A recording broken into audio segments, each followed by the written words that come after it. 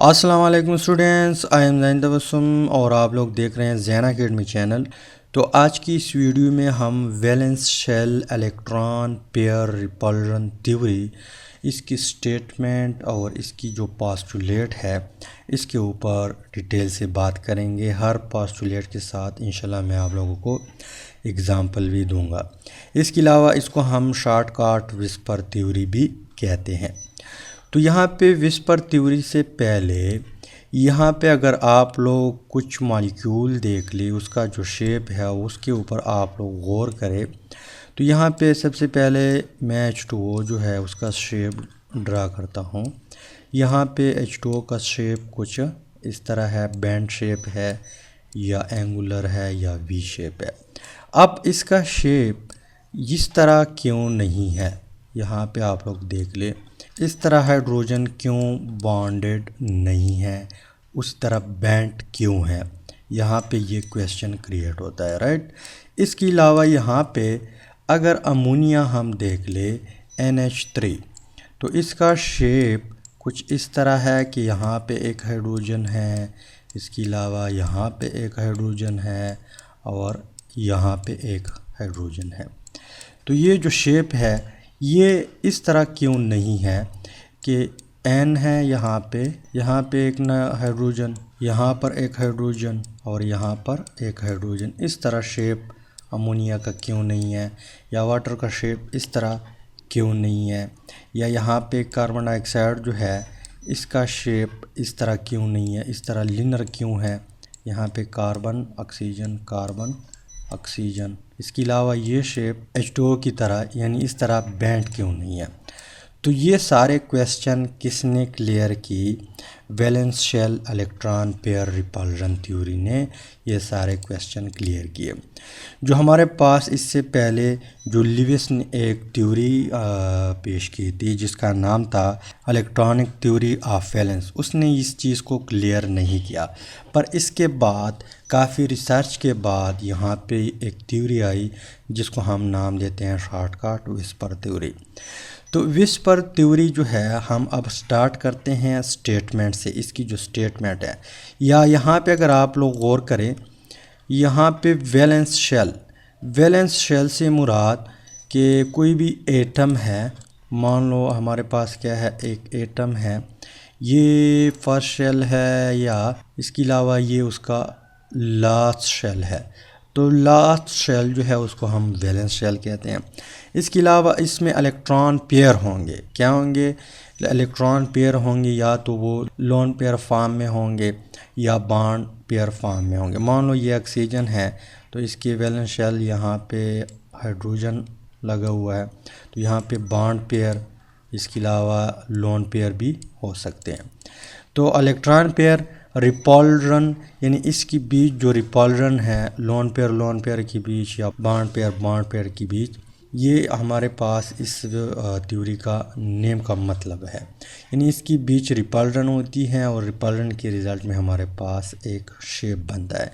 तो डिटेल में हम जाते हैं। सबसे पहले आप लोगों ने क्या करना है, यहाँ पे इसकी स्टेटमेंट जो है नोट करना है। तो स्टेटमेंट कुछ इस तरह है कि इलेक्ट्रॉन पेयर कहते हैं जोड़े को, यानी दो इलेक्ट्रॉन।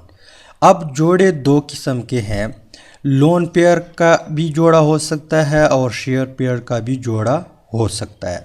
जैसे मैं यहाँ पे आप लोगों को एग्ज़ाम्पल देता हूँ, हमारे पास ऑक्सीजन है H2O के केस में, यहाँ पे एक बॉन्ड बनाता है हाइड्रोजन के साथ, इसके अलावा यहाँ पे एक दूसरा बॉन्ड बनाता है दूसरे हाइड्रोजन के साथ। अब एक इलेक्ट्रॉन यहाँ पे हाइड्रोजन शेयर करता है, दूसरा इलेक्ट्रॉन यहाँ पे ऑक्सीजन शेयर करता है, तो यहाँ पे बॉन्ड बनता है।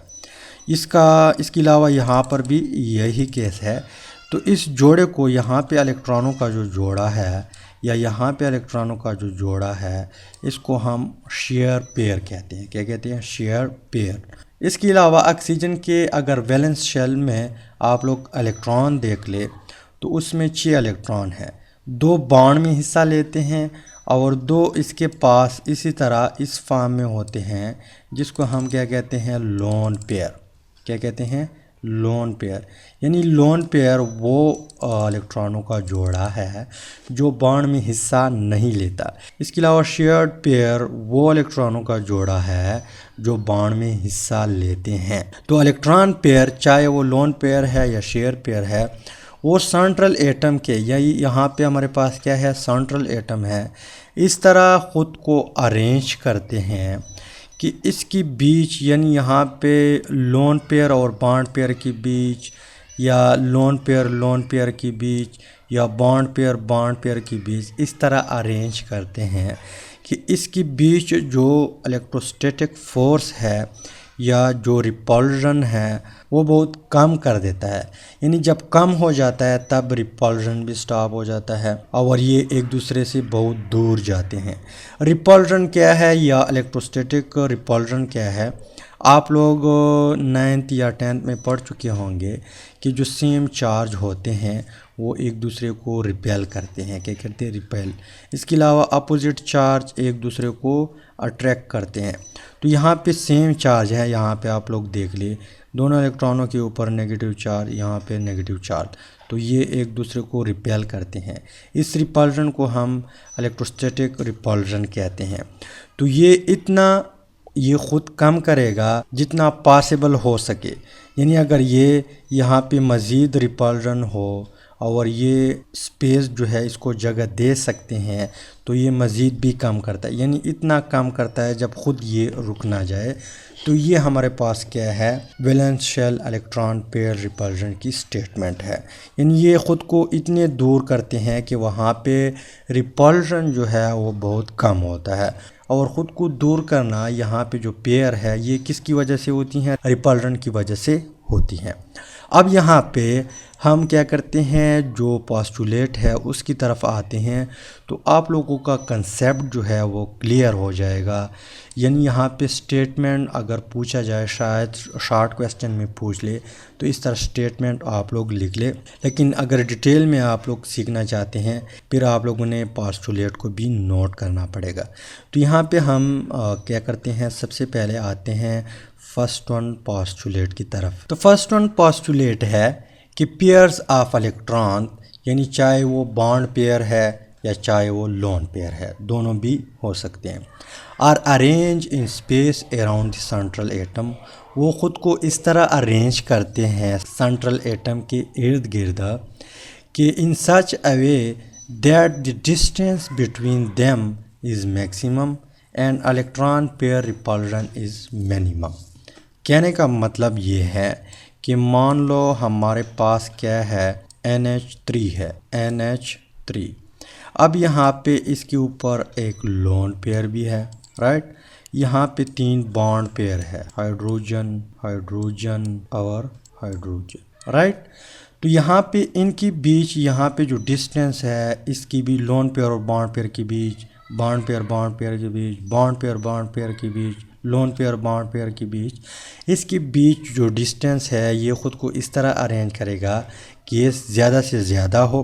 इसके अलावा यहाँ पे इलेक्ट्रॉनों का जोड़ा है, यहाँ पर भी जोड़ा है और यहाँ पर भी जोड़ा है, यहाँ पर भी पेयर है। तो डिस्टेंस ज़्यादा और इसके बीच जो रिपल्जन है वो कम हो, तब फिर क्या होगा, यहाँ पे इसका शेप होगा।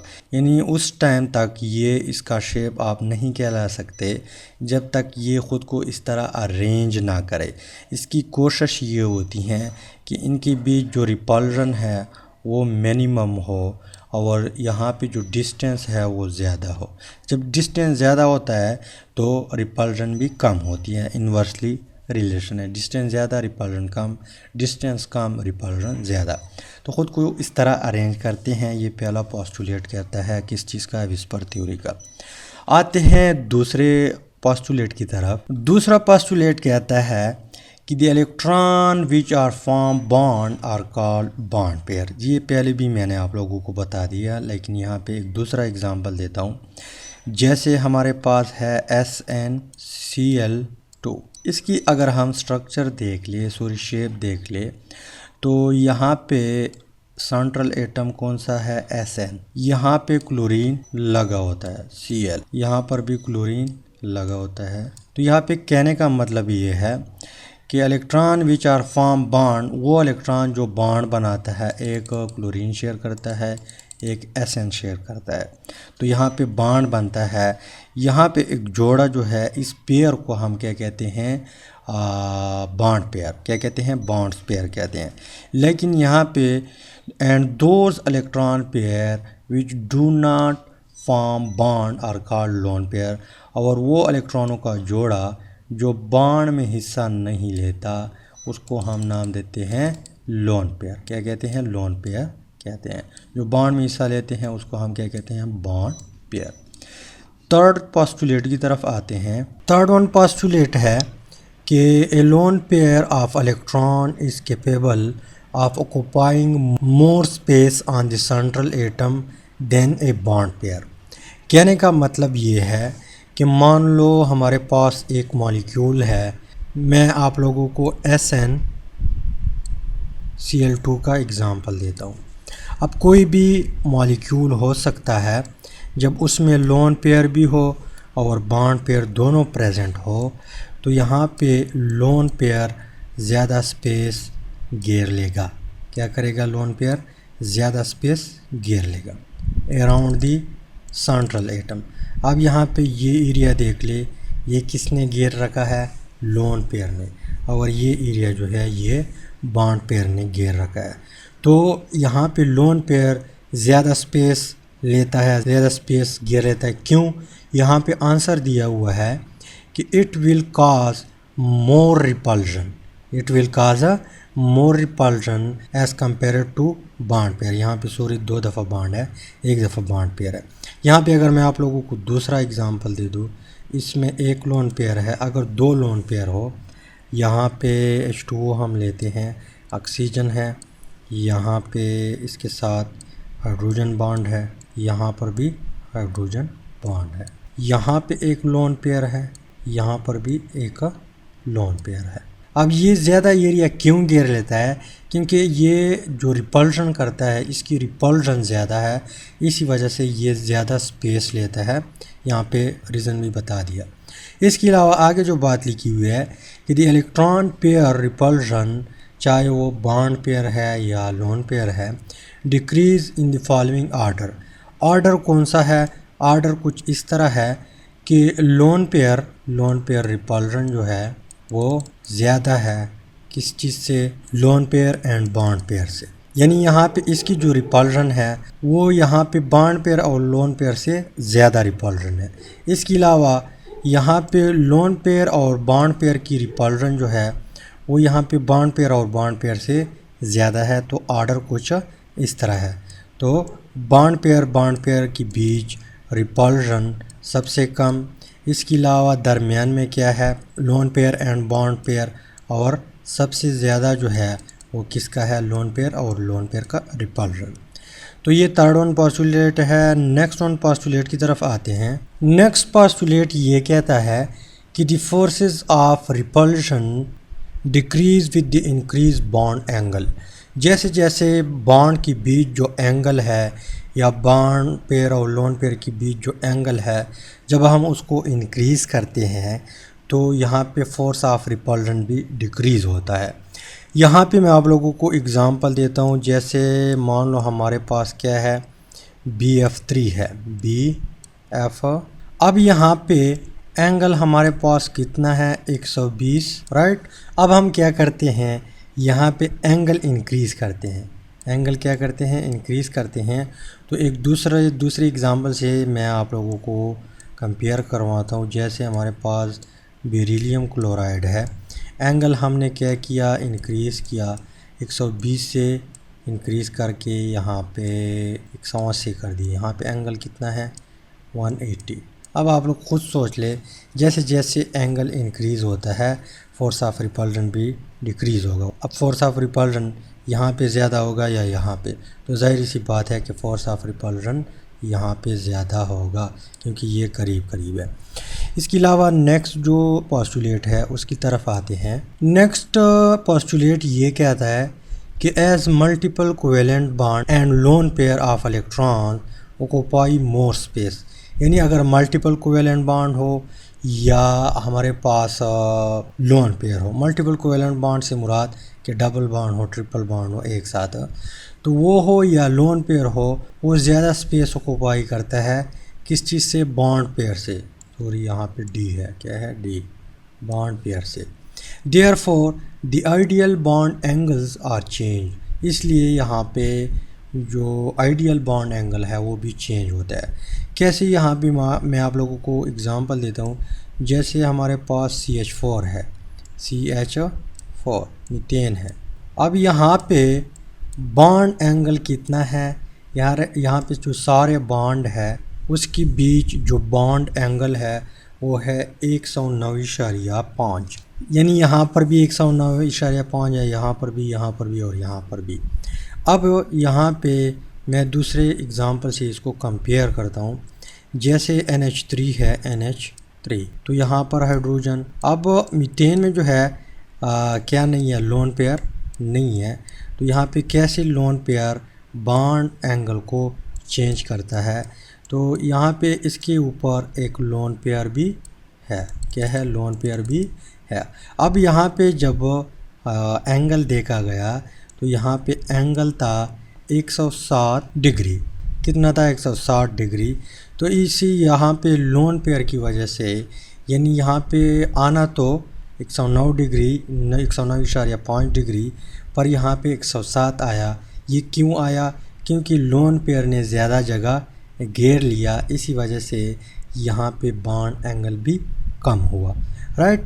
इसके बाद जो नेक्स्ट पोस्टुलेट है उसकी तरफ आते हैं। नेक्स्ट पोस्टुलेट है कि multiple bonds behave as a single electron pair bond in structural determination. कहने का मतलब ये है, यहाँ पे मैं आप लोगों को एग्जांपल देता हूँ तो आप लोग कंसेप्ट क्लियर हो जाएगा। मान लो हमारे पास कार्बन डाइऑक्साइड है। क्या है? Carbon dioxide. अब यहाँ पे इसकी हम स्ट्रक्चर देखते हैं, इसका शेप देखते हैं।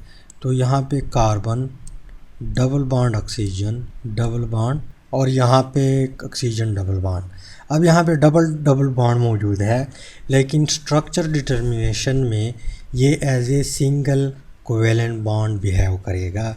यानी यहाँ पे आप इस तरह नहीं कह सकते कि यहाँ पे मैं कुल की यहाँ पे एक बॉन्ड गया है यहाँ पे, तो यहाँ पे हमारे पास एंगल बनता है, यहाँ पे एक एंगल बनता है, यहाँ पर भी बनता है, यहाँ पर भी।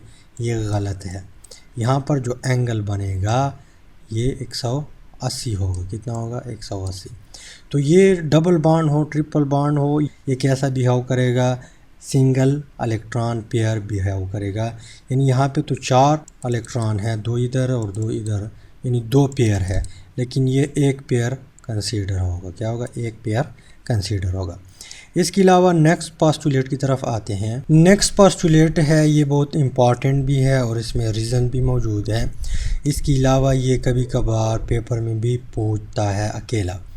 तो ये इफ़ेक्ट ये कहता है कि the effect of bonding electron pair decrease with the increase electronegativity of an atom bonded to central atom in a molecule.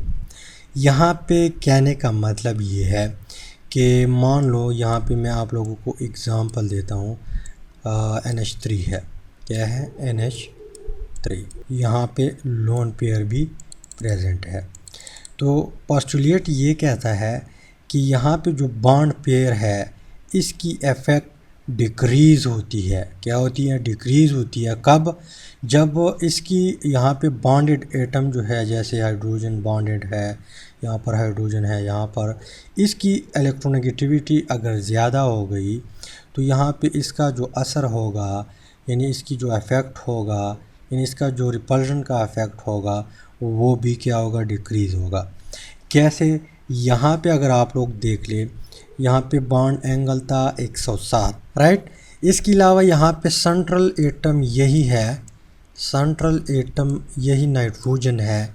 यहाँ पे हम वो एटम लगाते हैं जिसकी इलेक्ट्रोनेगेटिविटी ज़्यादा हो, जैसे फ्लोरीन है, यहाँ पर भी फ्लोरीन है, यहाँ पर भी फ्लोरीन है। तो यहाँ पे जो बॉन्ड एंगल है, बॉन्ड एंगल वो 107 से डिक्रीज़ होके 101.9 हो गई।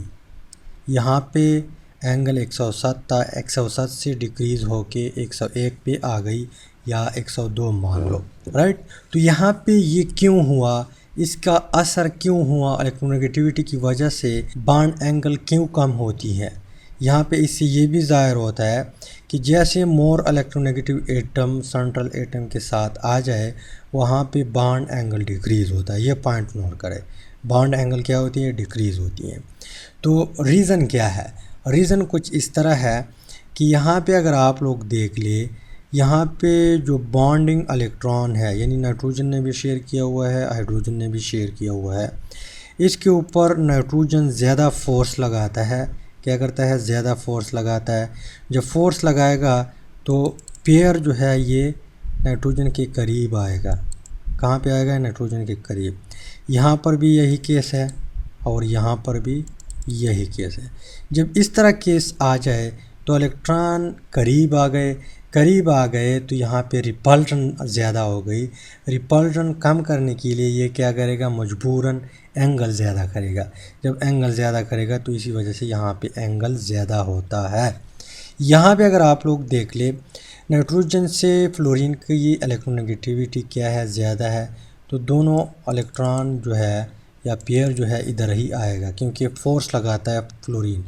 यहाँ पर भी यही केस है और यहाँ पर भी यही केस है। तो यहाँ पे रिपल्शन ही नहीं है, रिपल्शन नहीं है तो ये कोशिश ये करेगा कि ये करीब आ जाए, यानी यहाँ तक ये करीब आएगा। जब थोड़ा बहुत रिपल्शन आती है तब ये रुक जाते हैं। इस वजह से यहाँ पे बॉन्ड एंगल डिक्रीज़ होती है। यानी यहाँ पे अगर मैं आप लोगों को ड्रा कर दूँ, मान लो पहले एक बॉन्ड है, यहाँ पर है, 2 इलेक्ट्रॉन का जोड़ा यहाँ पे है और 2 इलेक्ट्रॉन यहाँ पे है। अब रिपल्शन ज़्यादा है तो ये मजबूरन क्या करेगा, एंगल ज़्यादा करेगा। और यहाँ पे रिपल्शन नहीं है तो इनकी कोशिश ये होती है कि मैं इस तरफ आ जाऊँ, जैसे ही रिपल्शन आती ही ये रुक जाते हैं। तो आते आते यहाँ पे एंगल डिक्रीज़ होता है। इसी वजह से पॉइंट नोट करें कि जब सेंट्रल एटम के साथ मोर इलेक्ट्रोनेगेटिव एटम हो, अगर आपने उसको कंपेयर किया मोर इलेक्ट्रोपॉजिटिव एटम से या उससे कम इलेक्ट्रोपॉजिटिव एटम से, तो यहाँ पे एंगल कम होगा, यहाँ पे एंगल ज़्यादा होगा। अब मैं आप लोगों को एक एग्ज़ाम्पल देता हूँ। ये आप लोगों ने एक कमेंट बॉक्स में बताना है कि किस में एंगल ज़्यादा होगा और किस में कम होगा। दोनों का सेंट्रल एटम एक जैसा होगा। जैसे मैं आप लोगों को एग्ज़ाम्पल दे दूँ, कार्बन के साथ यहाँ पे ऑक्सीजन है, राइट। इसके अलावा यहाँ पे हाइड्रोजन है, यहाँ पर हाइड्रोजन है। अब ये है हमारे पास ए, बी है सेंट्रल एटम सेम, यहाँ पे फ्लोरीन है और यहाँ पर फ्लोरीन है। तो अब बताए बी में एंगल ज़्यादा होगा या ए में एंगल ज़्यादा होगा। ये आप लोगों का होमवर्क है, आप लोगों ने कमेंट बॉक्स में ज़रूर बताना है, राइट। इसके अलावा जो नेक्स्ट वन पोस्टुलेट है उसकी तरफ आते हैं। नेक्स्ट वन पोस्टुलेट है और लास्ट वन पोस्टुलेट जो है ये है कि shape of molecules depend upon number and nature of electron pairs in space around the central atom. यानी जो नेचर है या जो नंबर है उसके ऊपर डिपेंड करता है कि कितने बॉन्ड पेयर है, कितने लोन पेयर है। नेचर से मुराद कि लोन पेयर ज़्यादा है या बॉन्ड पेयर ज़्यादा है, तो इसको देख के वो मॉलिक्यूल शेप बनाता है। जैसे मैं आप लोगों को एग्ज़ाम्पल दे दूं, हमारे पास क्या है, यहाँ पे अगर H2O में देख ले, H2O। अब सेंट्रल एटम ये है, आसपास कितने एटम है, टोटल 2 एटम है। तो इसके अलावा यहाँ पे SnCl2, यहाँ पे आप लोग देख रहे हैं सेंट्रल एटम ये है, आसपास कितने हैं, 2 एटम है। इसके अलावा यहाँ पे अगर मैं आप लोगों को कौन सा एग्ज़ाम्पल उठाऊँ, बेरिलियम क्लोराइड BeCl2, तो यहाँ पे सेंट्रल एटम ये, आसपास 2 ही एटम है। तो सब में आसपास 2, अगल बगल 2 एटम है, पर तीनों का स्ट्रक्चर शेप जो है वो क्या है, डिफरेंट है। डिफरेंट किस तरह है, यहाँ पे आप लोग देख ले, ये डिपेंड करता है nature and number of electron pair. यहाँ पे आप लोग देख लीजिए हमारे पास क्या है, ऑक्सीजन है। अब पहले भी मैंने आप लोगों को बता दिया कि इस तरह भी आ सकता है कि यहाँ पे हाइड्रोजन लगाए, यहाँ पे हाइड्रोजन लगाए, लेकिन इस तरह क्यों नहीं है? इस तरह इसलिए नहीं है कि इस चीज़ों पे डिपेंड करता है। यहाँ पे अगल बगल कितने एटम, 2, और यहाँ पे 2 एटम है, पर इसमें लोन पेयर है, इसी वजह से इसका शेप जो आता है वो क्या है, वी शेप है या बैंड शेप है। यानी ये लोन पेयर इसके ऊपर फोर्स लगाता है और ये इसको टेढ़ा करके यहाँ पे लाता है। यानी ये इसका कोशिश ये था कि इस तरह लीनियर स्ट्रक्चर बनाऊँ, लीनियर शेप बनाऊँ, पर लोन पेयर ने फोर्स लगाया, उसने उसका शेप यानी H2O का शेप बैंड बनाया। इसके अलावा SN यहाँ पर भी 2 एटम है और इसका शेप भी वी शेप है या एंगुलर शेप है। क्या वजह है? यहाँ पे लोन पेयर इसके ऊपर प्रेजेंट है, तो ये लोन पेयर इसके ऊपर फोर्स लगा के इसको टेढ़ा करता है और यहाँ पे एंगुलर या वी शेप या बेंड शेप इस तरह शेप बनता है। पर यहाँ पे आप लोग देख ले, यहाँ भी आसपास 2 ही एटम है, पर इसका शेप जो बनता है बेरिलियम क्लोराइड का, ये क्या है, लीनियर है। अब लीनियर क्यों है? ये लीनियर क्यों आया? क्योंकि बेरिलियम के पास लोन पेयर नहीं है, इसी वजह से इसने जो शेप बनाया वो लीनियर शेप है।